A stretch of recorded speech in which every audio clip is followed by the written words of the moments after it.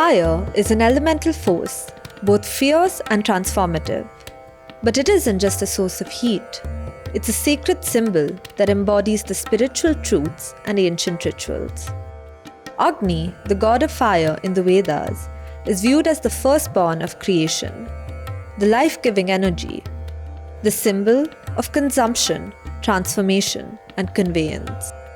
In today's episode, Sonia from the Cleveland Museum of Art and Shraddha from the MAP team take a closer look at Agni in both his figural and non-figural forms.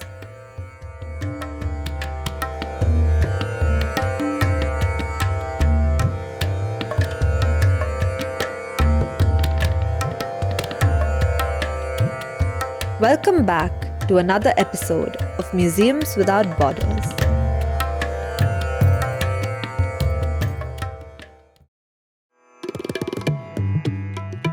This folio, titled Rama performing an Ashwamedha Yagna from MAP's collection, is part of a now dispersed Bhagvata Purana manuscript. The illustration, executed in Jaipur, captures a scene from the 11th chapter of the 9th canto in the Bhagvata Purana, where Rama, the king of Ayodhya, performs the Ashwamedha Yagna, a ritual in which a horse is sacrificed to affirm the king's authority. Sita is seated in a pavilion behind Rama, holding a long yellow and red thread, while male priests, led by sages Vishwamitra and Vashisht, gather around the sacrificial fire. In the lower right, a white horse and 6 multicolored goats are prepared for sacrifice, with 11 golden poles nearby.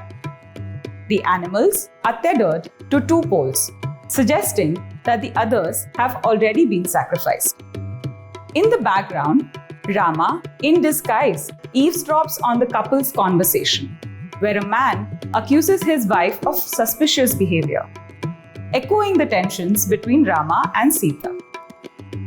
The sky's contrasting colors, dawn or dusk on the left and dark and gloomy on the right, symbolize the yagna's role in heralding new beginnings and happiness for the kingdom.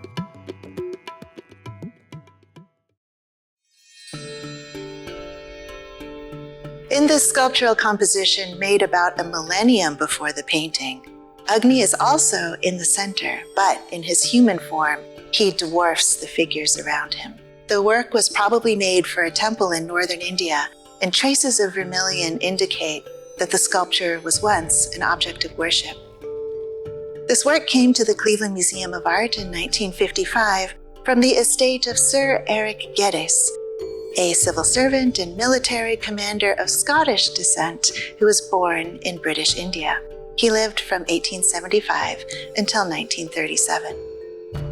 In 1991, Penguin Classics featured this sculpture on the cover of their edition of the Laws of Manu, a foundational text of Hindu ethics and philosophy.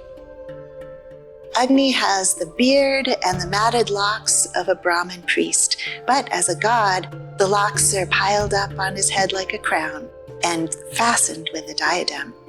He wears a dhoti and the 2 sacred threads of the ritually highborn, one in the form of a cloth strap and the other as a bejeweled garland. In his lower left hand, he carries the pot full of purified water, just like any Brahmin who is on the go.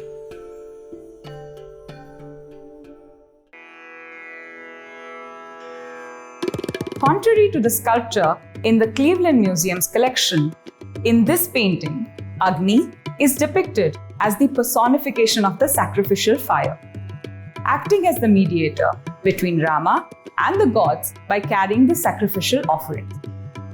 Alongside the animals, priests also offer items such as ghee, milk, curd, and grains to the deity. In Valmiki's Ramayana, Sita was compelled to prove her chastity and loyalty through the Agni Pariksha, or trial by fire, during which Agni protected her. You might wonder why this specific instance from the Ramayana is referred. In the top right corner of the scene, a man accuses his wife of being unchaste, drawing a parallel to Sita's stay in Ravana's house. In this context, Agni's role in Sita's trial is crucial. It is widely believed that he protected her because he was certain of her pure intentions. And so, he transformed the burning embers into beautiful lotus flowers. Agni's role as a protector has not been well understood by scholars until recently, when Phyllis Granoff, the professor emerita of South Asian religious studies at Yale University, identified multiple references to Agni as a protector in texts dating as early as the Rig Veda. She also explained why it is that Agni is depicted in human form, like a yaksha, from the very beginnings of stone sculptural production in India. Here we see Agni's right hand was probably held up in a gesture of protection, communicating Agni's ancient role.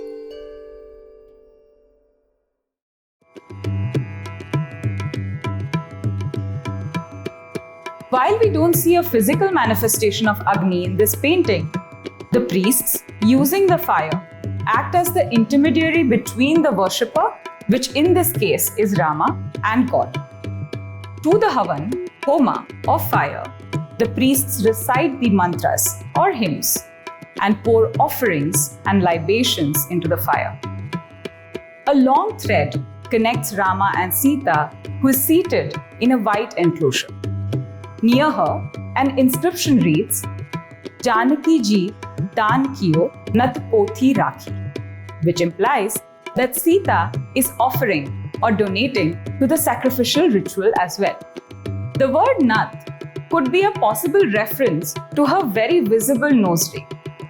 When a woman wears a nose ring, it is symbolic of her receiving the blessings of Parvati in the form of love from her husband. This comes with a touch of irony, as in this case, it could potentially stand as a symbol of Sita's distanced relationship with Rama. The goat and the ram are regarded as the vahanas or vehicles of Agni. Within this context, the goat is specifically seen as an animal of sacrifice. They are sacrificed to appease various gods, but the first goat is always offered in honor of Agni, without which the sacrifice is considered incomplete. Therefore, the goats depicted at the bottom right corner of the painting are sacrifices not just to Agni, but also to other gods such as Vayu and Soma. Tongues of flame leap up behind his head like a halo, probably in response to the offerings being ladled into the sacred fire by two young Brahmins with shorn heads and looped top knots, just like the young Brahmins behind the senior priests next to the altar in the map painting. The clarified butter, grains, and rich meats being offered probably result in the size of Agni's belly. Below them, two rishis with yogic straps around their knees, emaciated from yogic rigors, are teaching to their devoted acolytes. Below them, two practitioners bend over holding difficult positions in an early form of hot yoga. In the homa being offered by Rama, we see multiple goats tethered to the sacred precinct. Here we also see a goat behind Agni serving as his vehicle, ready to take him anywhere he needs to go, especially to protect and rule the quadrant of the southeast. On either side of the lower register are anthropomorphic figures with the heads of goats, and in each of their hands they hold an ovoid object intended to represent an embryo. These demonic divinities both prevent and cause miscarriages of pregnancy. And this divinity with flaming hair rising, standing up on end beneath Agni's left hand is also probably a yaksha-like figure in charge of childhood diseases. These demonic divinities answer to Agni. Agni, therefore, was worshipped and asked to control these agents of harm to the unborn. In the arts, Agni has been depicted in several different ways.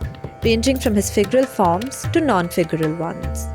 The Vedic god is typically shown in the personification of a fire, with every ritual starting by offering him thanks.